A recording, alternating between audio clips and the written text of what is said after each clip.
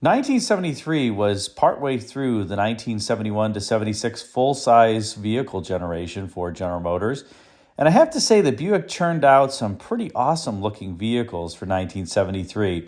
Other divisions struggled a bit with that new 5-mile-an-hour impact standard up front and a 2.5-mile-an-hour impact standard out rear. But I think the Buicks actually are quite handsome for the 1973 model year. And the styling was changing each year just a little bit at each division. And in 1973, the range topper was, of course, the Electra 225, and there was the Electra 225, the Custom, and then the Limited was the absolute top of the line, so-called deuce and a quarter. And by the way, that deuce and a quarter name came about because the Electra at one point was 225 inches long, but by this point, it was stretching longer than that as those bumpers had some pretty significant overhangs. Regardless, you could get your Electra optioned up with any amount of custom features, as was typical for the time, as well as interiors. But we're going to take a look at what I think is a pretty awesome 1973 Electra specimen, and that is this 1973 Electra Limited two-door hardtop coupe that you see here, finished in all black. That is a rare, rare combination. Most of the vehicles that you'll find from this era are finished in kind of yellows and golds and browns, sometimes greens as well, medium and dark greens. But I think these full-size cars look particularly handsome in dark colors, and black, I guess, was just perceived to be kind of like a funereal color at the time, something that you just wouldn't order normally. But the owner of this particular Electra did, and I think it looks especially handsome. So we're going to talk a little bit more about it. First thing to notice here, you can see that big bumper up front that I was mentioning before. This car also has the lamp monitors. That's those little blisters at the top of the fenders that allows you to ensure that your turn signals and your headlights are working. This car does have the rare optional cornering lights you can see there in front of the front wheels.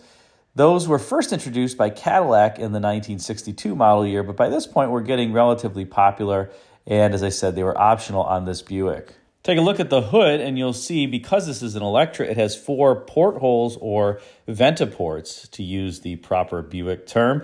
The lesser Buicks would have 3, the Centurion would have none, the Electra would have 4. So that just told you that you had the top-of-the-line Buick. Of course, so did the C-pillar and the roofline on these. The A-pillars and the front glass were shared across the full-size General Motors cars, but this more formal C-pillar was shared just on the top-of-the-line vehicles like the Electra, the 98, and the Granville. There was a less formal and more rakish backlight on the lesser cars like the LeSabre, as well as the 88 and the Catalina. Rotating around the front end a little bit, you see the Electra logo there in the center of the hood, and then the egg crate pattern grille. The egg crate pattern by this point usually connoted luxury, and you'd find it, as an example, on the Olds 98 as opposed to the 88 that had a vertical theme, and you'd find it on many Cadillacs, including the 76 Seville that would be introduced just a few years later. So for whatever reason, egg crate means luxury, and that's why it's on this Electra. You also notice this car has an antenna in the front fender, which is pretty rare for GM vehicles of the era. Somebody went for the optional power antenna as opposed to the one that was in the middle of the windshield. That, I believe, was introduced in the 1969 Grand Prix, that windshield-based antenna. Some people loved it because you didn't have to lower your antenna or it didn't get damaged in car washes. Some people disliked it because it was expensive to replace the windshield, and it also didn't get as good a reception as this power antenna. So the owner of this vehicle went for the power antenna. Now, as we head out back, we can see that the rear bumper has those rub strips in them. Again, this is because of the 2.5 mile per hour impact standard in the rear for 1973. 1974 became the 5 mile an hour impact standard. So the bumper is pretty chunky, but this is the last year before Buick would go to the rubber flubber fender extensions out back, which are just horrendous to try to maintain now because they're 50 years old. They're often cracking, and then if you have to replace them, you better budget a hefty sum of money because often the replacements don't fit well and you have to have them painted. It's just a headache. It's one of the reasons why I've sworn off any car with the fender extensions. I just don't want to deal with it anymore. Plus, the cars that are older tend to have better performance. It's before the catalytic converter came into play. But I do love the rear three-quarter on this Electra. Notice again that formal C-pillar, at least formal compared to the lesser vehicles like the LeSabre and the 88. Also notice while this car is not only rare because it's finished in triple black, it has no body side molding, which is awesome. So somebody was astute here and didn't order the body side molding. Unfortunately, they ordered the door edge guards, but those are easily removable. And then you really get this full length, I'll say, of the Electra. Your eye can at least look down the edge of the car. The body side molding, I think, just breaks up what is a beautiful side section on these vehicles. And out back, you have this vertical theme. It's not like Cadillac where the tail lamps are vertical, but there's clearly a vertical theme out back on the Electra. That was to almost copy Cadillac during this time frame. And that was something that both the 98 as well as the Electra did, beginning with the 1963 model year. They're trying to kind of give you a little bit of Cadillac in these vehicles, and that vertical theme was one of the ways that Buick did it. Now, this is a pretty expensive vehicle. The window sticker on this car was $7,000, over $7,000. That'd be about $53,000, $54,000 today.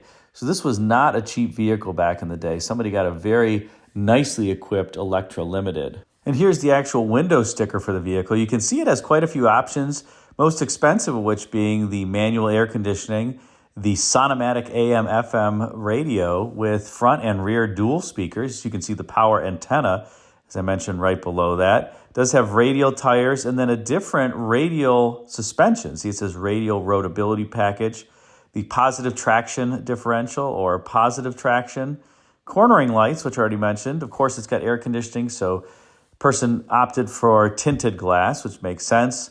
The rear window defroster, they still called it a defogger at this point. Bumper protective strips, the bumper guards, door guards, as I mentioned, the carpet savers and handy mats. 6-way power driver's seat. Notice it says you got 2-way standard. That's below there in the limited trim. You would get 2-way standard driver's seat. Power windows, the front lamp monitors, which I called out, electric door release, the electric door and seat locks, and I skipped over the power windows. Yes, power windows and power locks were still optional on this vehicle. And, I forgot, wide rocker panel molding. So that was $28 extra. The owner of this car got a little bit wider rocker panel moldings to, help slim the look of the body in the side profile. What's funny is, at least in this side profile, it doesn't look like those rocker panel moldings are all that wide, but it's hard to see in these photos, admittedly. And I guess the good thing about this car doesn't have any bubbling, it appears, around the back window, which was pretty typical. The vinyl tops would trap moisture, and then that area would look pretty rough. But this car looks quite solid overall. And, thankfully, it's a rare vehicle, as I mentioned, being all black. We're going to take a look at that black interior now. And here it is, the Electra Limited interior in all black and finished in vinyl. You could get this in cloth or vinyl. The buyer here elected for vinyl. This was a very rugged, durable, I would say fine quality vinyl. Not the cheap stuff, but this was actually very nice, almost leather-like. And that was really the intent here. Vinyl could have been, in a number of cars, a luxury style option. Mercury's had it as well. And it was a really, really nice type of material, wore great, and also looked great, I think, in this vehicle. This does have the 40-60 split bench up front, which GM in this generation did. They put that middle passenger on the right side as opposed to the left side, and I guess that makes more sense depending upon the leg length or the relative leg lengths of the driver and the passenger. Make that middle passenger just have the same leg length as the passenger who's sitting in the full width seat. Now, this 73 Electra has this wraparound dash. All GM vehicles from 71 to 73 had that wraparound dash, except Chevrolet for whatever reason. But the Pontiac, the Olds, the Cadillac all had this theme to them. And you can see they all had, for whatever reason, different accelerator and brake pedals. I guess that was a key differentiator. This is the Buick set of supersized accelerator and brake pedals. Oldsmobile, I think, had a bigger accelerator pedal just by a slight amount. And of course, you want a huge accelerator pedal because that connotes what's really under hood, or not. And if we pull away a little bit more, you can see there's two switches there in the door jamb. One is for the lights, the other is for the automatic seat back release. So this car has the automatic seat back release. You can see the power window switches there on the driver's armrest, as well as the power seat control. And you, of course, this car has air conditioning, and you can see the crotch cooler vent there below the steering column. So the air conditioning on these cars, I will say, when it's operating, operates extremely well. These are frigidly cold on the inside. Buick was big into the AirSats wood trim, as you can tell on the Limiteds. Notice how much there is on the door panel, even in the rear passenger compartment area. The instrument panel and the tri-spoke steering wheel has some fake wood grain on it too. Overall, a very comfortable place to be inside your Buick for 1973. And, well, the materials weren't as great, I would say, for a Buick in 73 as they were in the prior 65 to 70 generation, but I do think the materials in the Buick were better than the Cadillac. The Cadillacs in this era, particularly the 71 to 3s, the interior materials I think are just abysmal. I would have bought the Buick all day long over the Cadillac and saved a little bit of money and enjoyed myself probably even more. And with a big vehicle like this, of course, you got a big trunk, over 20 cubic feet.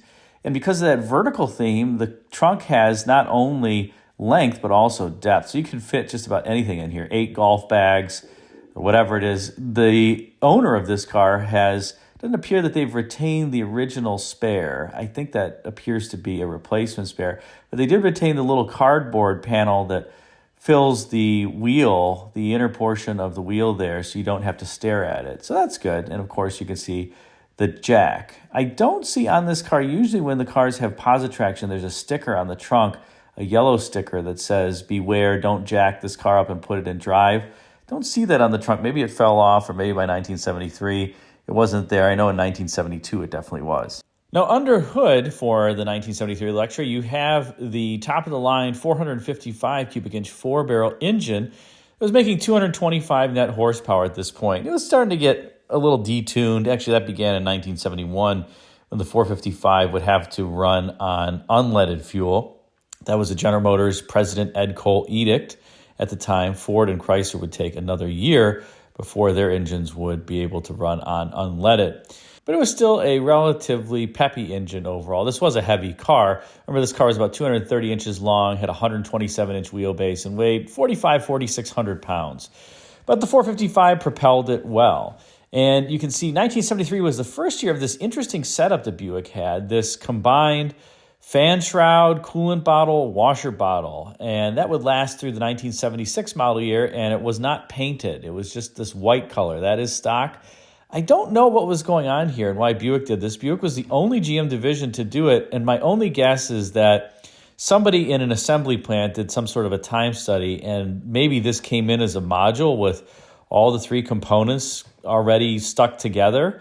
And so it was a time savings associated with it, and they saved a little bit of cost by not painting it and maybe using this just white plastic. I don't know, but it's, like I said, the only instance across the GM divisions where this was true. You can see, though this is not a California car, it does have an air pump. Some of the General Motors engines during this time frame needed that air pump in order to pass emission standards, which were becoming increasingly stringent by 1973. It wouldn't be until 1975 when General Motors would outfit its vehicles with a catalytic converter. And thankfully, Buick had learned by this point, similar to Cadillac, that placing the blower fan in an area where it was easily accessible was smart. You can see it there on the passenger side firewall. On some of the earlier and different 71 to 76 GM generation vehicles, that blower fan is kind of disguised and hidden in there. And you have to cut a hole in the fender liner or remove the fender liner. It's just a nasty job that's not very fun in order to get that blower fan out. But here, it's readily accessible. That was true on the Cadillacs as well.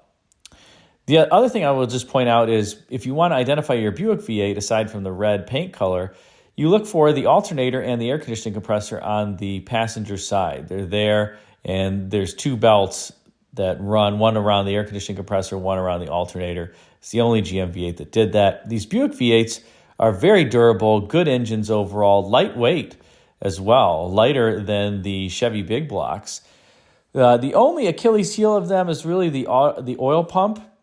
Sometimes if the oil wasn't changed very often, they can lose pressure And the timing cover water pump assembly is a bit tricky. It's hard if you got to change the water pump not to break a bunch of bolts in the timing cover, and then you got to replace that. So those are the main issues with this Buick V8. Other than that, it's pretty sweet. Hope you enjoyed this spotlight on this beautiful 73 Electra Limited all-black coupe. What do you think of it? Is this one badass car or what? Put a comment in the comment section. And be sure to subscribe if you haven't already. It's free. Just click that little circular icon there that has the 1967 Riviera front end on it. Thanks again for watching, and until next time, take care.